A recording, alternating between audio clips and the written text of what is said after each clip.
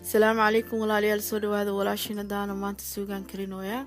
qof kasta suuga way taqaanaa laakiin suugadaanayta waa suuga special waxaan ka suubinoyaa chicken shiidan oo nadiif oo fat iyo waxba aan lahayn aadayna u macaan tahay insha Allah waana easy intana hadda waxaan ku shiidanayaa kabsar caleen iyo tuun iyo barbarooniga gaduudan iyo xawaaji furfur iyo yaanyo baamadooro caraf gooni ah waa aan suugooyinkayga ku darsaday usually idinka arki doontiin waan ka soo sheekeyn doontiin insha Allah وسوق معان مركز داوشة وناكسن